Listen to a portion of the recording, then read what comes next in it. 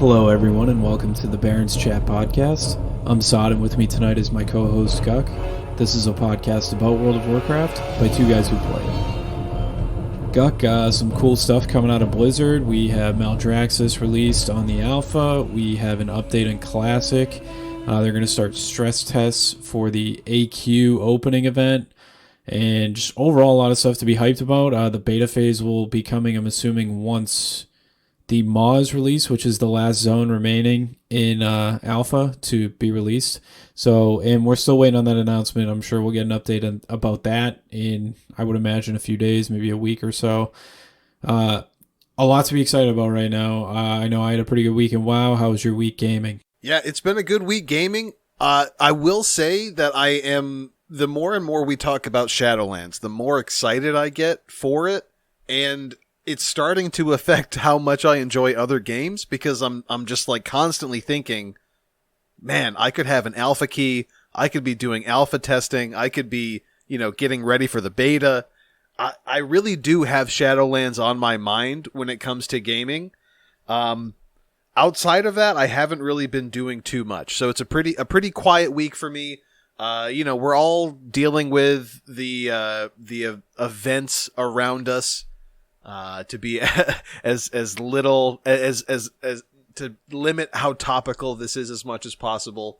So I've just been relaxing and enjoying my time, enjoying my family, kicking back, boolin', as it were. I know you've been doing some WoW stuff. You're steady doing retail. Any news from the retail world? So, my guild killed another progression boss. So, which is crazy because it was Mythic Hive Mind, and a lot of guilds did 80 some odd pulls on it for their progression before they got the kill, and we did it in I want to say 15, maybe 20.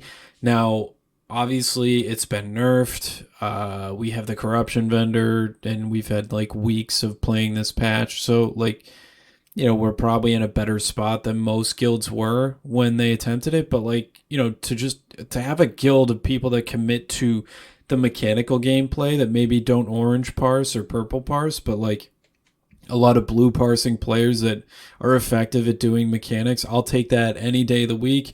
We got another boss down. We're close to having Xanash down, which is the soccer boss. So we did almost 2 bosses in progression last week, and we'll see how it goes. I mean, if we get Xanash down this week, I think it's probably pretty realistic that we could potentially clear 10 bosses in Mythic Nyalotha, which would be huge.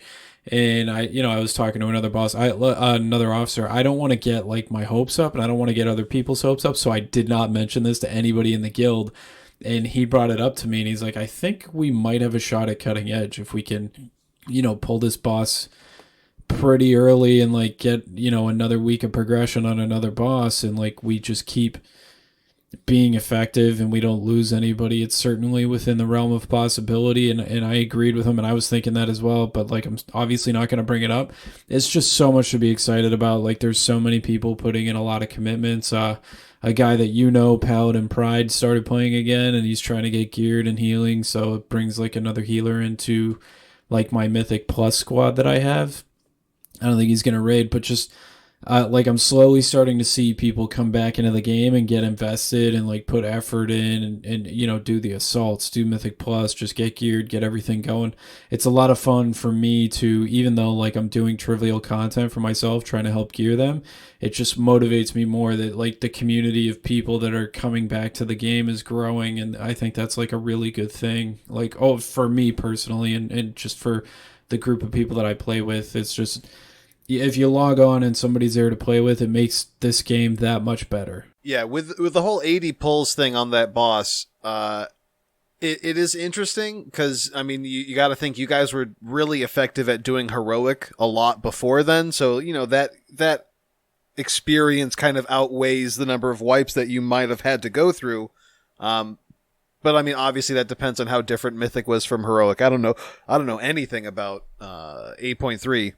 The other thing I think, though, are you guys planning on extending your Mythic Lockout? Because if you're if you guys seriously make a run for cutting edge and you guys extend a couple lockouts, that's probably in the cards for you guys at this point. Corruption vendors are out. People have got their capes all maxed out. It's conceivable. Yeah, so right now we've been doing re-clears, which is pretty easy to us. We actually haven't wiped on a re-clear boss yet, which is, very good and very like time saving. We raid 5 hours a week, so re-clearing probably isn't that optimal.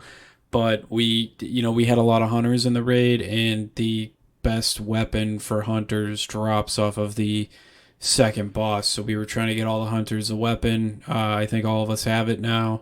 I think there's some Azurite on a couple other bosses that we kill that maybe people want or like rings. So I think until re-clearing slows us down or people say they don't need gear, then we'll probably extend the lockout. So, I mean, we'll see. Really, like, the boss that we're working on right now, Xanesh, is the boss everybody says is hard to re-clear because sometimes, like, people just don't have it for the soccer. So I think once we clear that, maybe there will be talk about extending the lockout. Yeah, I honestly don't know, like, logistically where our officer corps wants to take it, but I'm having so much fun just like grinding through this content. It's been awesome.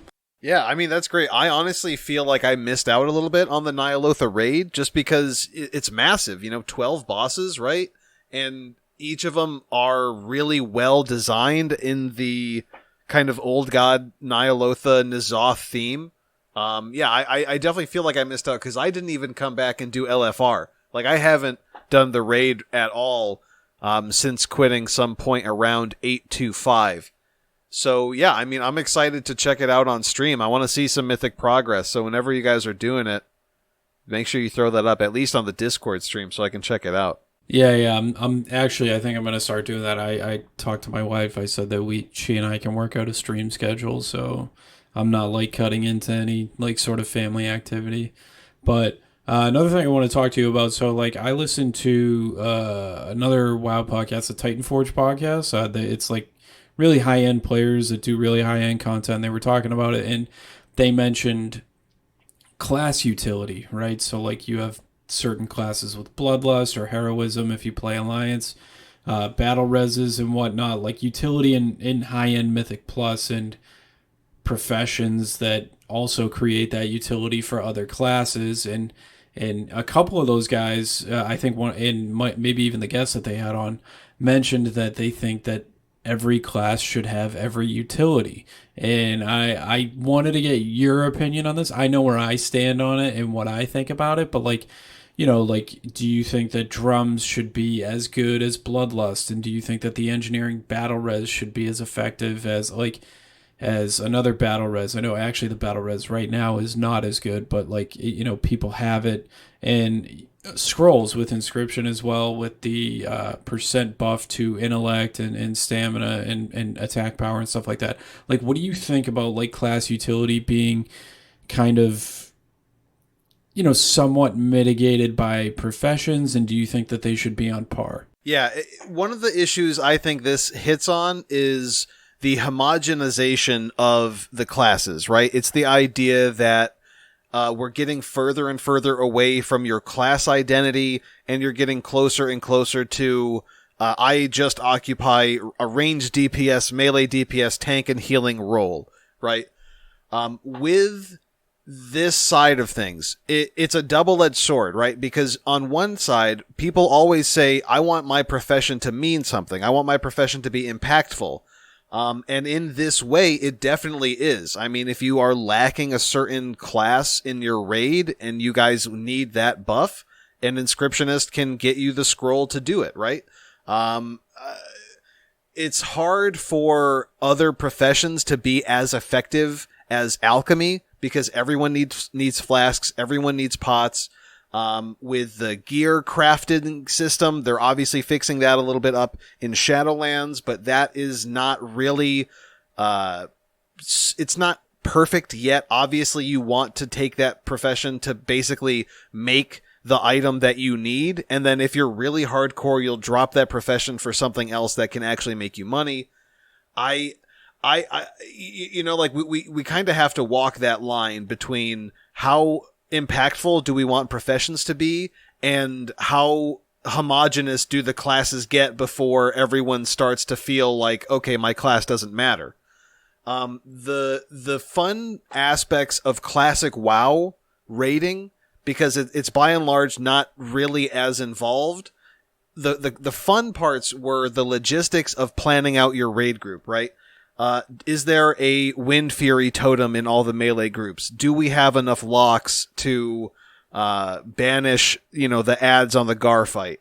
Do we have this? Do we have that? And it makes you accommodate for those problems with bringing the class. You have to bring the class. You can't just get that utility elsewhere from a profession. And that I think is pretty good. But again, I think that the professions should also matter.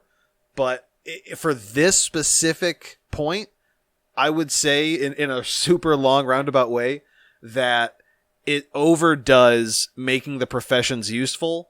So I think they should be replaced. I'm not I don't hate that they exist. Obviously, it works for, the groups of 5 friends who don't have someone that plays every class and can bring any class that they need. Sure, they can also bring drums, they can bring scrolls, and they can have a good enough time getting as close to that competitive edge as they can. And I'm for that, but I would like to see, it's so tough, man. It's a really tough call. I would say if I had to just call it now, I don't like it. I would like to see professions replace those items with something else that's equally as impactful, but doesn't lessen the impact of another class's toolkit, if that makes any sense. Yeah, I get it. So I think that if the profession items are gonna exist, and I don't see them taking them out. Like the inscription ones are, I think, 3% worse than the class buffs, which I think is probably appropriate. You could probably even nerf the inscription buffs and even more. The high end players are still going to use it anyway, right? Because they're going to use any percent buff that they can get. You know what I mean? To just improve themselves, and that little bit of extra damage might be the difference between killing a boss or not killing it in a Mythic Plus.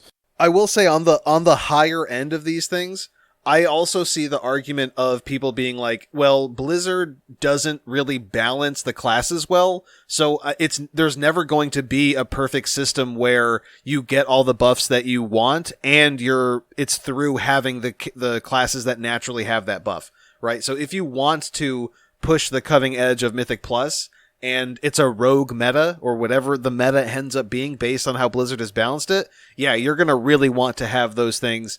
The pro of it, obviously, is it makes professions useful, but it lessens the flavor elements of the classes. Yeah, I like classes having unique utility, because it just incentivizes bringing them more, right? If everybody has the same utility because of items, like the engineering battle res is significantly worse than a druid or a death knight casting battle res. You have to go stand on top of the person's body. It could be in bad that would kill you. So there's obviously a huge nerf there. But if every class can have the utility that another class has, and it's the same effectiveness, you're just going to take the top damage every single time, and it really mitigates other classes' usefulness, because it's like we say every time, all the information that the top players are using is more available than ever to the rest of the community, and it creates a meta. So right now, for me to get into a key on my warlocks are terrible in keys. So even though I have a pretty good IO score on my warlock, because I do a weekly 15 just to get there, I can't pug it because nobody wants a warlock. You know what I mean? So I do that utility kind of uniqueness coming back, and I think they're nerfing drums in Shadowlands. At least that's what I saw something on that. That's the general consensus of the community. So I think it's a good thing. I think maybe the high end players will be mad about it, but I think this is something where the high end players may be upset, but I think it's overall better for the rest of the community. If you have to think, if you have a group of 4 and you're like, oh crap, we don't have a bloodlust, do you think it's really necessary, or should we just use drums that are 10% worse and take another class that has some other sort of utility? Yeah, I totally agree. I think ultimately the best outcome would be to remove profession elements that kind of uh, nullify essentially the benefits that you get from bringing other classes. And I think a lot of this could stem from Blizzard maybe catering a little bit to the, the methods, the high end Mythic Plusers. I think at the end of the day, even if drums are 10% worse, the high end players are already doing the math for everything that's out there, and they will do the math to compare, okay, if we bring a mage versus if we bring the top DPS class and drums, like what does that 10% difference look like? They will do the math and they will find the most ideal outcome no matter what Blizzard does. But if, like you said, if Blizzard just kind of does away with the idea that professions can equal and rival the natural buff, then for the general player, you're going to see a greater variety of class compositions in your groups and in your raids. And I think that translates to more people having fun, because a lot of things that happen that are really unfortunate is you start a patch or you start an expansion and you're playing a class or spec that you really like, and they either start out really bad, or after the raid or after a few patches, something like that happens, and your class just, sinks at the bottom of Warcraft logs. That, kind of sucks. That limits your opportunities to get into those pug groups that are largely just chasing the meta. So getting rid of ways to replace classes is a good thing for the game by and large. I think any changes that Blizzard does to the math of the system, it's going to be calculated. It's going to be min-maxed by the people who have literal cash incentives to min-max this stuff because of their Red Bull sponsorships, whatever sponsorship they have. Like I'm thinking about Method. I'm thinking about WoW streamers. That stuff will get worked out. It will be min-maxed, and there's nothing you can do about it. But let's do something for the general feel of the game. And I think that would be a good thing. Nerfing drums is good. Nerfing the scrolls is good. Bringing back more class-specific buffs was good. So yeah, I'm for all of that. I think the enjoyment of the game for the average player should supersede the maximization of the game, the total efficiency of the game at the high end. I think this is a step in the right direction, and hopefully they make more. Yeah, 100%. I couldn't agree more. And like with 12 classes in this game, it's never going to be perfectly balanced. I don't think anybody ever asked for that, and I think it's unrealistic to even think that that's going to be a possibility. There have been like a couple useless specs for the past couple of expansions, and I'm sure that lovers of that class would love to see buffed. Like I'm more of a meta slave, so I'll just hopefully pick the right class going into Shadowlands, and if not, I'll just change it and I'll play something else. A little bit of classic news. So just a couple hours ago from when we started recording, the WoW Classic team announced a PTR stress test on the 18th for the AQ opening event. So I think this might be something that's really fun. I don't know how they're going to do it, whether this is going to be a simulation of the opening event, like if they're going to just randomly let someone ring the gong, or if this is just simply you download the PTR, they load everyone up at a specific time in a specific zone, maybe it's Silithus, who knows, and they just test the way the server responds. I'm not really sure what they're going to do exactly. I think it would be really cool if they did. I mean, when they did the stress test for Classic's opening, there were GMs spawning in Ragnaros, spawning in Cthulhu, stuff like that. So I hope it's a fun event, but what sort of consequences do you anticipate as a result of this stress test? Like, what if it gets so bad that they have to re-implement layering on a large scale outside of even the Herods and the Farlinas of the WoW world? So I think the big realms, I think 100% are going to have layering. What that is going to do to them, I don't know. Are you going to have multiple Scarab Lords? Probably, maybe. Who knows, right? I think testing this stress test is probably for like a more medium to low pop server is going to give them like an accurate feeling of what it is, right? But on those large servers, I don't think there's any way that they get people into a stress test that is on a big enough scale to test what it's going to be like on Herod or Fairlina or something like Whitemane, which I think is another big server. But if you're playing on a server like you on Chrome Crush, uh, or like one of I don't even know the other medium population server names, but or like on a smaller scale, I think you're gonna be okay. I think you should have a pretty good AQ launch event, I would imagine, and I hope it's good too for the big servers too, because obviously that has a very large portion of the classic player base, and obviously you want them all to have a good experience too.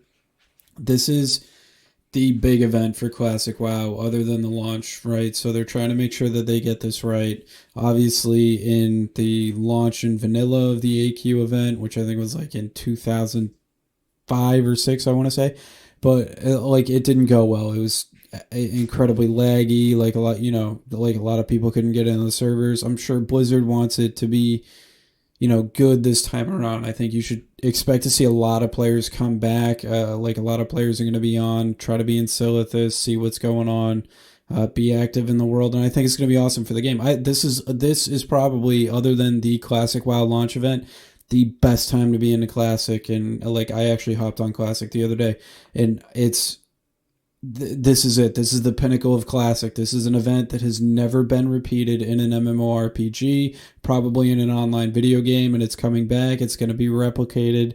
It's going to be an awesome experience. Yeah, there's so much to talk about when we talk about AQ. This will be the 4th major event in WoW Classic's timeline. The second biggest one, I would say. Obviously, we have the launch event. We have the start of Phase 2 and the Honor Kill meta. We had Battlegrounds, and now we'll have AQ opening. There's so much to talk about here. It's crazy to think, like, why this hasn't been repeated. Like, did Blizzard just not like it? Was this something that they deemed too hardcore that future audiences just wouldn't want, so they didn't include it in BC and beyond? I'm really eager to be a part of it, but I think this touches back on one of our older episodes, Classic is Not Vanilla. I don't think the experience will be anything like what it was in vanilla. I recently went back and listened to our first episode where we were talking about what raiding in Classic might be like, according to like how it was in vanilla and based on, some private server content and stuff that was available at the time. And that we were so wrong on so much stuff. Not only was it because it was like our first episode and we just weren't really good at it, but we were just so off because of how the community and the meta that developed around that was just so much more efficient. It was vastly more efficient than we expected and than most other people expected. So I think the same thing will happen. I am sure that the hardcore guilds on the biggest servers have already stockpiled close to, if not enough mats, that they can bypass some of that. I know that there are tons of people on even medium and small servers that are already grinding reputation in Silithus for the Cenarian Hold, which I think it's the Cenarian Hold, whatever faction it is. People are already grinding rep. I know people are already stockpiling items. This is going to be a race to the finish. I think ultimately the one thing that will truly kind of bottleneck this experience will be the fragments that you get off of the bugs. It will largely be a popularity contest. What guild has the most people dedicated to this event? But I don't think it's going to be that close to the way it was in vanilla. I think it'll be a lot of people on all at once. It will be like a swarmed event that a few guilds with a lot of people will finish up quickly because they can Zerg it. And to borrow a tweet that you sent me from Summit, which I totally agree with, his tweet was, a new WoW expansion is like the gym on the 2nd of January, right after New Year's Eve, right after your New Year's resolution. I think AQ event in Classic WoW is going to be much the same thing. It's going to swell in population. and then drop off pretty quickly because there isn't going to be a marathon for Scarab Lord. It's going to be a sprint. Yeah, I think you're right about that. It's something that we didn't think about. Like all these items are stockpiled. Those gates are going to be open on day one. There's probably going to be a Scarab Lord crowned on day one. I think what is it? You get the item and then you have to go clear BWL in like 5 hours or so, something like that. Yeah. That's at 5 hours, which at this point It'll be done in an hour. It'll be done in less than an hour. The guilds that do this, if they're all around Apes tier, they're clearing BWL in 30 minutes, no problem. The fastest BWL clear we have now on live classic servers, I think may have already hit sub 20 minutes, but it's very close to 20 minutes for the entirety of BWL. Yeah, that's nuts. I am looking forward to seeing it. I was not involved at all in the opening of the AQ gates, so if it happens off of my work schedule, even though I am in terrible gear, maybe I'll log on to my level 60 and head down to Silithus and just see what's going on and just see what the whole buzz is around this event, because I didn't experience it the first time. The whole buzz is? Yeah. Jeez, what the buzz is. And I didn't experience it in vanilla, and I might as well go experience it in classic, right? Yeah, I am in that exact mindset. I want to just experience it, but I don't know if I'm going to have the right window of time. I'm hoping my server is slow enough that it's actually a contentious event. I don't think my guild has a shot in hell, but I'm sure there are, there's going to be a couple guilds competing, and I want to see what that's like. I want to see the evolution of that as it develops. It's a massive event. I mean, after AQ, right? This is basically it. We've got AQ, and then we've got Naxxramas. And Naxxramas is one of those raids that a lot of people haven't done because it just wasn't something people did back in vanilla. So, I'm excited for that, but I'm also getting kind of cynical, I guess, about WoW Classic. I feel like once I raid AQ a few times, and then once I raid Naxxramas to completion once, maybe twice, what is there left to do in Classic, Yeah, and I think it's crazy because, like, you brought up the first podcast. We thought that you were going to be the retail guy and I was going to be the classic guy, and it flip-flopped.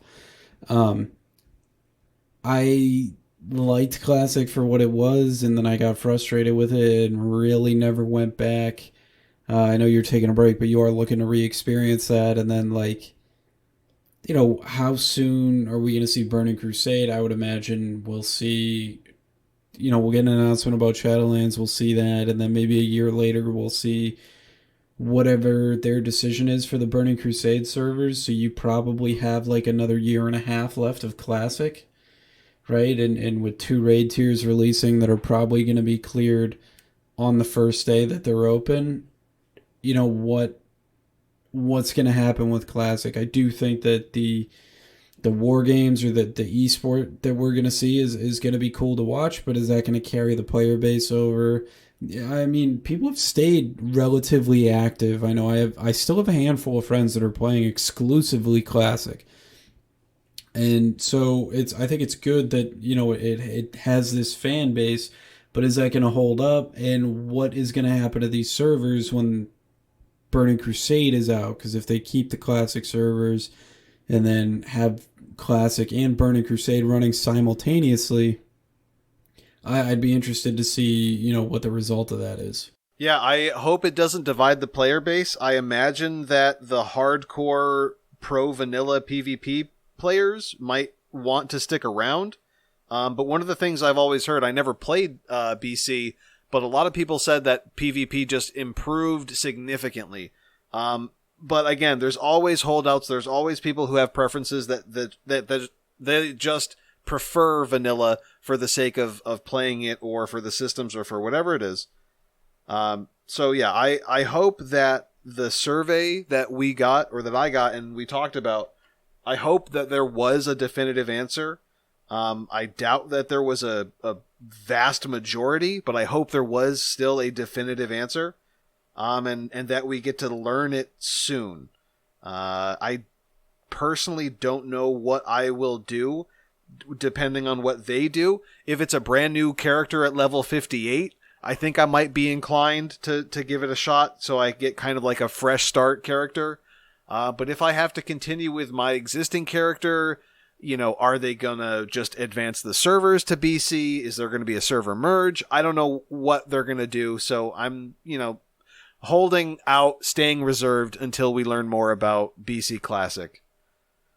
But yeah, I mean, that's a lot of stuff for this week so far. Was there anything else you wanted to throw in? No, nothing off the top of my head. I would like to say, like, we've had like a lot of support and listenership lately, and I just think, I speak for both of us when we say thank you for like taking the time to listen to what we have to say, and if you comment or tweet at us, like, we read it. Like, we appreciate any and all feedback. I try not to look at the numbers of what we have every week, because you see slow growth and maybe you get upset with it. So I try to, I do look once a month or so, and like, we've grown like far beyond what I thought we would be. And I just think that's awesome. And I just really appreciate the support from, the WoW community and people that listen to us. Yeah, I mean, this is a huge episode. This is our 50th episode. So, at this point, we've been doing this about a year. We wouldn't be doing this. I mean, we would probably still be doing this because we enjoy doing it.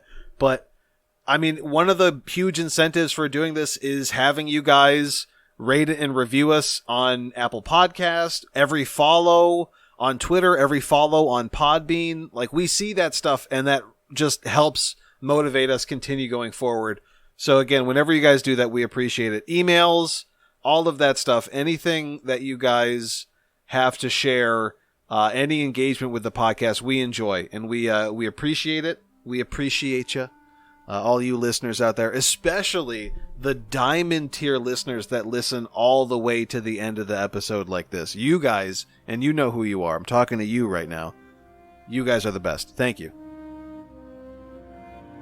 All right. Yeah, that's it. As always, hit us up on Twitter at BarrensChatPod. Email us at BarrensChatPod@gmail.com. Check out the website, BarrensChat.podbean.com. And we'll see you in the next one.